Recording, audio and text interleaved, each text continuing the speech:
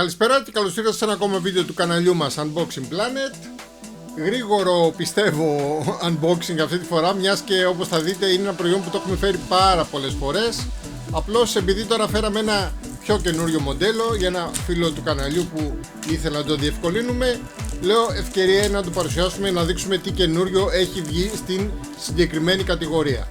Όπως βλέπετε λοιπόν, ίσως να την ξέρετε την εταιρεία, PopDear, και φαίνεται εδώ πέρα Portable Jump Starter.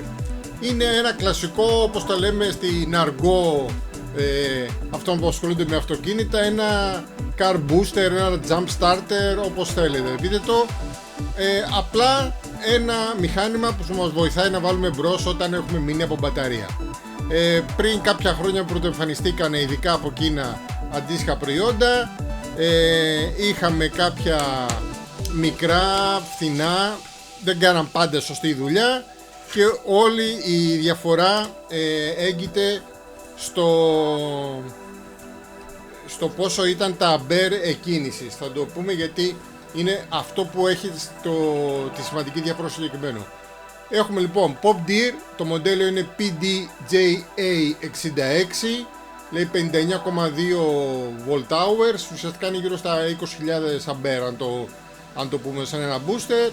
Βλέπετε εδώ Type-C, USB output, μπορούμε να φορτώσουμε και ένα κινητό ή μια άλλη USB συσκευή. Air compressor, τα πολλά σύγχρονα αντίστοιχα booster έχουν και compressor για να μπορούμε να φουσκώνουμε λάστιχα ή οτιδήποτε άλλο. Η διαφορά είναι ότι εδώ, επειδή μιλάμε για πολύ heavy duty booster, έχουμε 160 psi. Το λέω γιατί αν το ψάξετε στην αγορά τα περισσότερα είναι στα 150. Εντάξει, δεν έχει να κάνει τόσο μεγάλη διαφορά. Αυτό που θα το δούμε στην πράξη είναι ότι θα φουσκώσει κάποιο λάστιχο πολύ πιο γρήγορα από να ήταν με τα 150 psi.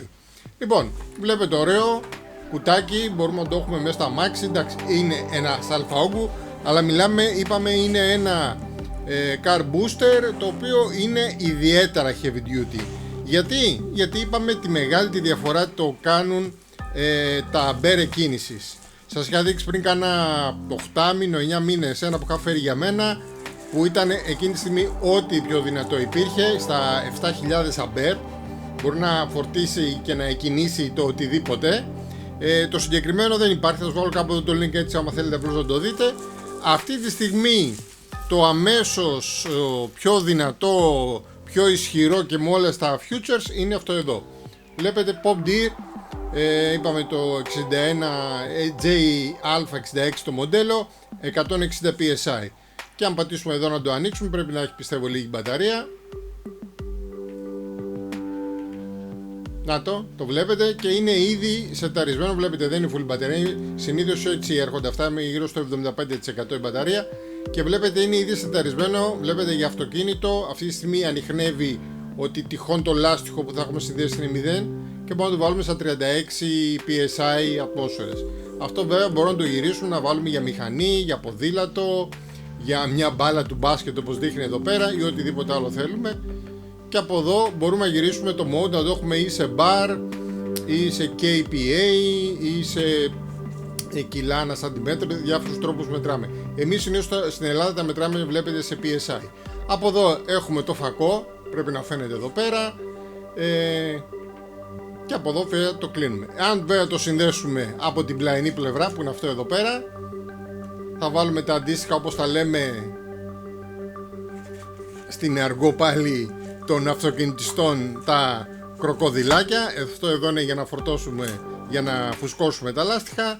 Τα αντίστοιχα κροκοδιλάκια βλέπετε είναι αυτά εδώ. Θα βάλουμε αυτό εδώ στο πλάι της συσκευής. Έχει εδώ ένα λεντάκι, θα ανάψει πράσινο όταν το έχουμε συνδέσει σωστά και θα δώσουμε κίνηση.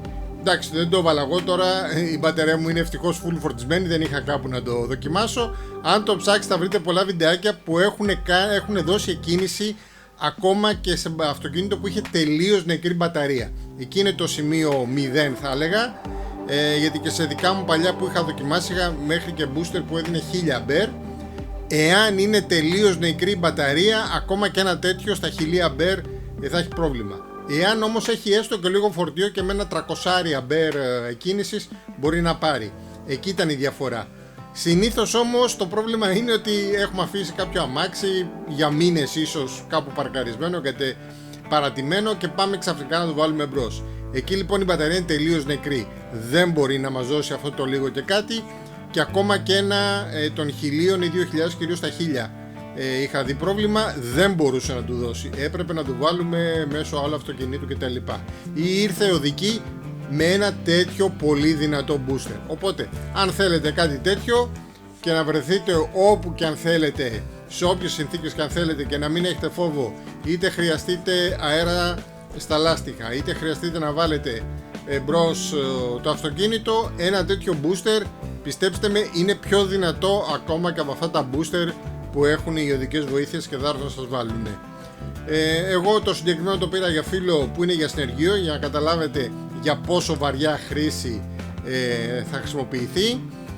Στα 6.000 αμπέρ κίνηση μπορεί να, όπως λένε προδιαγραφές, μπορεί να βάλει μπρος όχι απλώς βενζινοκινητήρες, ακόμα και δίζελοκινητήρες, άρα δεν θα έχουμε κανένα πρόβλημα. Οπότε, για να μην το πηγαίνω από μακριά αυτό το βίντεο, αυτό είναι το Pop Deer JA66. Αν σας άρεσε το βίντεο, ένα like, ένα subscribe, ένα hype αν το βλέπετε τυχόν από το κινητό, και δεν ξέρω αν θα έχουμε άλλο βιντεάκι μέχρι να τελειώσει το καλοκαίρι, αλλά θα τα πούμε σίγουρα στο επόμενο βίντεο.